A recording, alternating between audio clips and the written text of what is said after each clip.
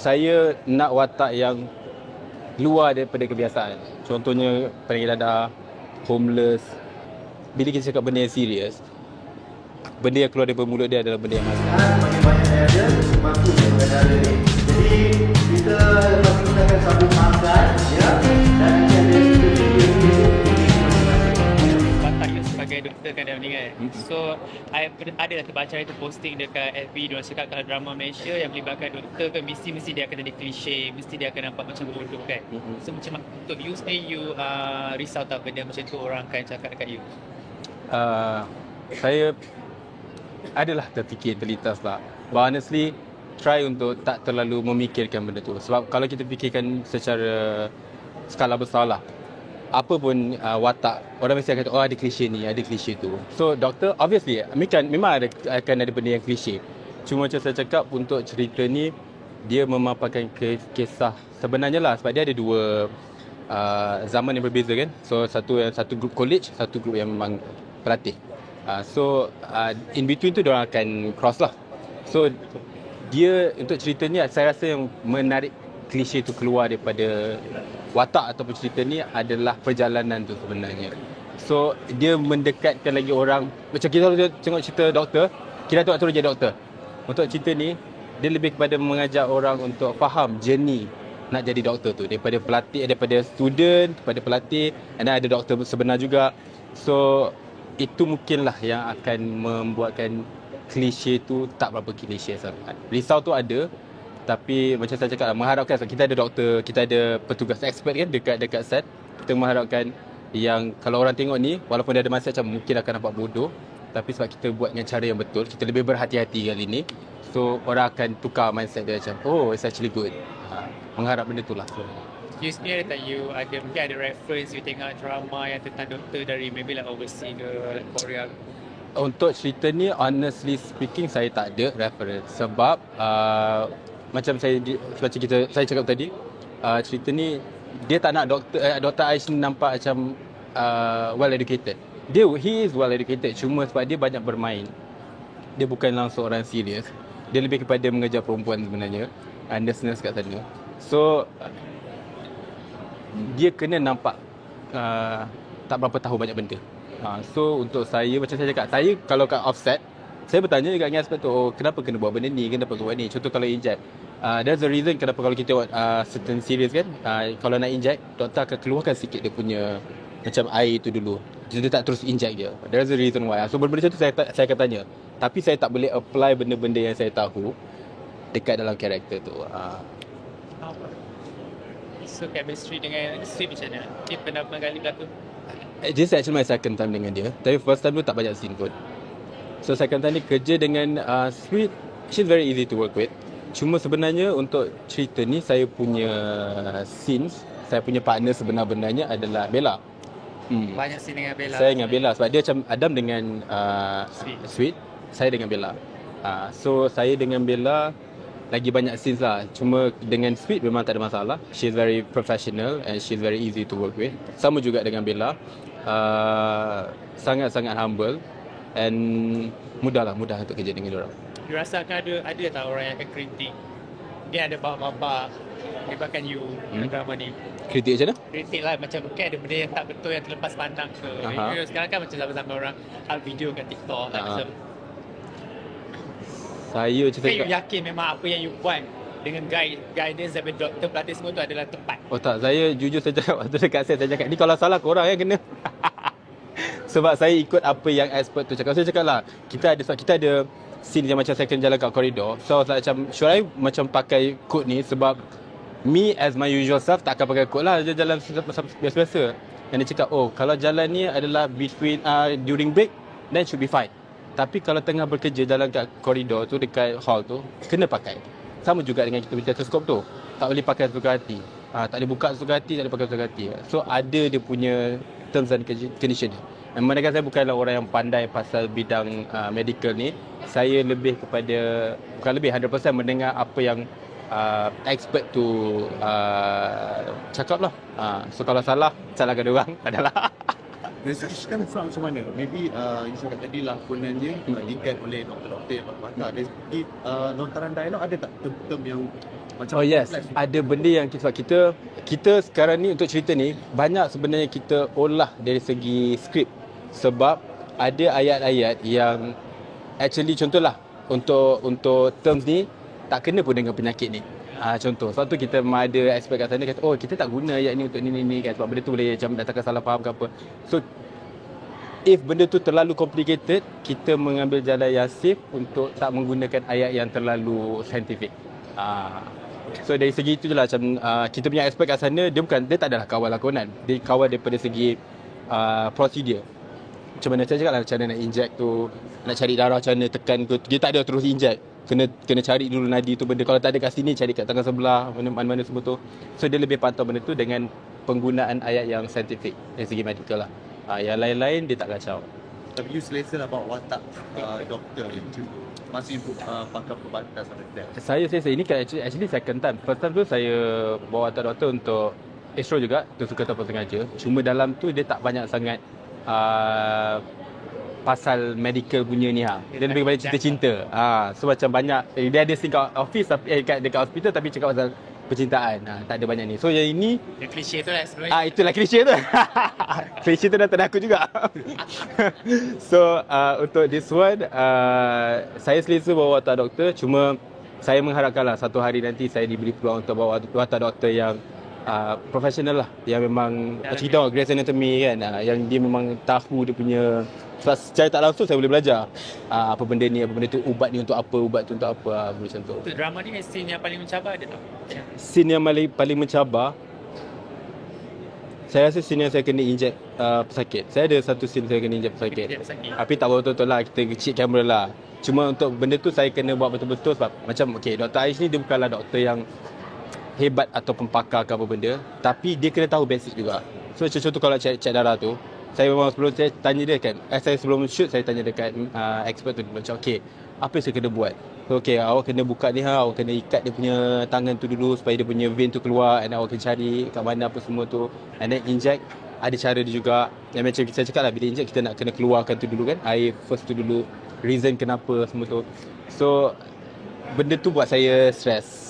Waktu shoot tu saya macam Scene inject tu je buat you stress. yelah, sebab saya takutlah kau what if aku tak inject benda tu betul-betul. Kalau aku tercocok budak tu betul-betul, saya kena elakkan dalam memikirkan dia punya prosedur ABC semua tu. Saya kena make sure budak tu tak kena inject betul-betul. Nak kena elakkan camera trick, okay, Hafiz kena ke sana sikit tau, kena ke sini sikit. So semua benda tu dalam satu masa. So saya rasa untuk saya benda yang mencabar untuk karakter Dr. Aish ni adalah terms ataupun prosedur medical tu. Basically sebelum ni kan you pernah share dekat Instagram yang macam you manifest sesuatu and then macam contoh you nak berlaku dengan macam contoh you dapat next, ada tak benda-benda you manifest sebenarnya yang you harap akan terjadi? Saya manifest daripada first saya berlakon dulu nak jadi watak psycho, tapi tak dapat. Watak psycho. Saya tak tahulah. As for now, saya selalu dapat watak anak orang kaya, CEO ke. Saya nak watak yang at this point saya nak watak yang luar daripada kebiasaan. Contohnya peninggi dadah, homeless, mungkin bapa muda yang struggle nak besarkan anak. Bukan emosi yang sangat kuat lah untuk bapak. Watak-watak yang macam contoh, aku cakap je sebenarnya. Cakap je. Kan dia menjadi tajuk. Contohnya macam contoh macam benda yang daring. Contoh macam Fasha baru berlakon Rampas Cintaku 2 kan. Rampas Cintaku 1 dengan 2. So watak yang macam probably jadi anak ikan orang ke apa benda Daring ke. Pastilah, ya. Saya nak keluar daripada zon selesa. Dan saya tak merokok. Kalau watak tu menunjukkan saya akan shoot filem bulan Disember ni. Dan cerita tu saya kena merokok. So saya excited untuk buat satu benda yang bukan benda yang saya selalu buat. So sekarang saya punya manifestation tu adalah watak-watak yang macam dua kotak. Tapi cakap yang manifestasi awak selepas ni adalah watak-watak yang provokasi lah. Taklah kata provokasi, tapi lebih kepada macam kalau orang tengok macam untuk circle yang close dengan saya, dia macam kalau tengok dia macam aku tak expect Hafiz akan buat benda tu. Macam sekarang ni saya tengah shoot untuk Astro juga, Malang Si Putri dengan Fasha Sanda. Untuk watak tu saya timpang, and then saya adalah watak budak kampung. Macam literally memang diorang gelapkan dengan foundation apa semua, pergi berjemur apa semua sebab watak nelayan. And then cerita tu banyak menangis. Ini gelap sebab dia Berbalik batu pahat ni, street nelayan. So untuk cerita tu saya kena banyak menangis. Jadi lelaki tak naya. So macam itu benda yang saya tak pernah bawa juga sebelum ni. Watak lelaki yang malang lah dengan cerita. Nelayan, dia kena menangis. Yang datang memang literally rambut bersepah. Sebab dia bukan jenis yang kemas. Lepas tu tempang. tempang. Cerita saya tempang. So saya tak pernah kan jadi secapek lah. So saya kena study lah. Sebab kita bila saya buka Google, saya buka YouTube, cara orang tempang jalan. Sorry kalau benda ni sensitif, tapi sebab saya nak study, so saya Google lah cara nak ni. Tak ada dekat internet tak ada orang ajar cara untuk tempang.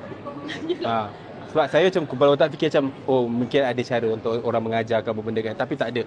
So untuk saya tahu, saya kena study kenapa orang tempang. Mungkin spine problem, mungkin ada setengah spine problem, ada setengah memang dia punya dia ada sebelah kiri pendek, sebelah kanan panjang macam tu. So untuk cerita ni saya study benda tu, and then saya bincang dengan director, kita cari reason kenapa dia tempang. So reason dia sebab dia macam ada tulang S sikit macam tu. So saya punya tempang bukan setakat jalan sikit-sikit tu, jalan limping macam tu, tapi lebih kepada macam ada S punya disposition tu. So it's gonna hard for me. Tapi macam saya cakap lah, at this point saya nak keluar daripada zone system. So dalam cerita ni bukanlah macam contoh Dr. Aish kemas ke apa. Dalam cerita Malati Puteri ni memang literally memang bersepah, rambut tak siap apa semua. Dia orang even saya rasa saya dah gelap kan ni. Dia orang gelapkan lagi pakai foundation lebih gelap. Sebab nak nampakkan dia nelayan yang betul-betul dekat sungai tu.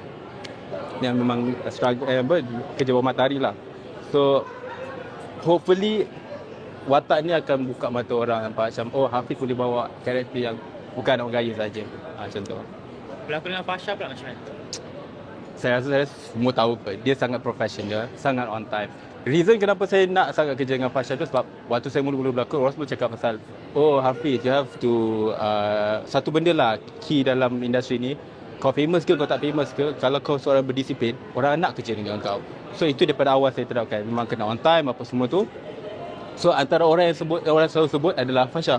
Fasha sangat profesional dari segi timing, dia memang sangat perfect. And then cara dia bekerja, dia study. Untuk karakter ni pun dia study. And then walaupun dia senior, dia tak ada macam datang kat saya macam Hafiz, I think you kena buat macam ni karakter you. Tak. Dia apa yang saya bagi atau apa director minta, dia akan jalankan dengan cara dia. So she's very easy to work with, sangat-sangat professional. And honestly I feel blessed ya, macam dulu aku nak sangat kerja dengan dia, sekarang dah dapat kerja dengan dia. And kerja dengan dia adalah kerja yang menyenangkan. Berapa tahun tu you manifest? Saya start umur berapa? 24, aku 5. Baru dapat. So quite a while lah.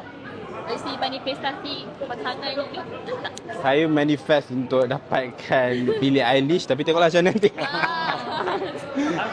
National. Dah lah, I mean Tahu selepas you putus tunang, macam ada pengganti ke? tipulah kalau saya cakap saya tak ada pengganti, as in tak mencuba. Saya rasa macam ada satu yang orang tahu sebab dia public figure juga. Ada saya tak adalah tutup ruang tu ataupun tak bagi siapa masuk dalam benda. I did try, and I think at this point pun still trying. Cuma untuk cari orang, saya tak tahu orang punya perception kat saya macam mana. But me as a person, saya seorang yang sangat introvert. Saya susah nak bergaul dengan orang, saya susah nak mix dengan orang, saya susah nak turunkan wall tu untuk bagi orang masuk. You know, that kind of thing. So untuk jumpa orang baru, untuk kenal orang baru, proses tu makan banyak masa. And I know it's, for me, I don't think of myself as someone yang very easy to be with, honestly speaking.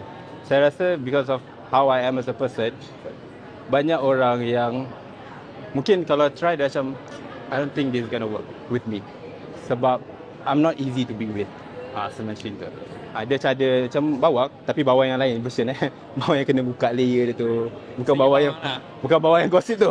Bawang yang macam ada layer dia. Kena kupas sikit-sikit dia. Kena kupas. So but honestly speaking, macam saya kata, I did try. Mungkin belum time dia. Masih trauma atau fobia dia dah. Tak ada fobia sebab bekas pasangan saya, bekas tunang saya, dia seorang yang baik. Saya tak ada fobia. Macam saya cakap sebelum ni, dia lebih kepada tak ada jodoh. We understood yang waktu period tu it's not meant to be. So nak kata fobia ataupun trauma tak, cuma dulu saya ada masa macam saya nak kahwin muda. Saya nak kahwin muda sebab saya nak anak saya membesar jadi best friend saya. Because I was never close to my late dad. So saya nak ada experience tu. Waktu tak dapat ada experience tu dengan bapak, saya nak experience tu dengan anak. I want to be the kind of dad that I wanted to have. Macam tu. So saya nak ada anak membesar depan mata apa semua. Tapi bila kahwin dah tunang dia tak jadi. The only thing yang jadi pada saya adalah saya stop letak harapan tu. If it's meant to be, if it's meant like for me to be a dad, then alhamdulillah. If it's not, then tak apa. Sebab sekarang ni saya lebih kepada appreciate apa yang ada keliling saya. I have my family, immediate family. I have nephews, I have nieces. So tak ada anak sendiri, saya punya fokus pada budak-budak adalah anak-anak buah saya lah. Oh, tiga sebenarnya? Tiga. Target tak ada lah? Tak ada. Target lama dah jatuh ke laut tu. Target baru kan? Hari tu ada kata dekat IG, kata you suka perempuan yang berbelajaran. Adakah itu sebab kenapa you selektif? Sebab saya jenis yang tak banyak bercakap sangat in general lah. Saya seorang yang macam saya cakap sangat-sangat introvert. So saya suka bergurau dengan pasangan saya.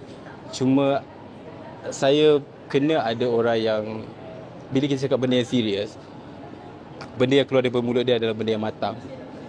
Sebab saya jenis yang dah lah wall tu tinggi, lepas tu layer tu banyak. So satu lagi perangai pula ada saya cepat withdraw. Saya ada perangai cepat withdraw. So macam if I think either it's too much for me ataupun it's not worth it for me, then saya tak akan buang masa orang, saya tak akan buang masa saya. Macam tu. So saya prefer orang yang, I mean generally speaking, saya mengharapkan atau saya suka kalau pasangan saya tu educated. Dari segi dia bukan dari segi macam dia kena belajar, dia PhD bla bla, tak. Kalau kau smart kalau homeschool kau street smart pun it's fine. Janji benda yang bila cakap tu kita macam yang boleh buat kasi fikir saya boleh belajar satu benda yang baru daripada dia. Macam tu. Dia dekat pasangan sebelum ini mencapai arah smart tu. Ada yang smart, ada yang tak. Dia ada IQ test.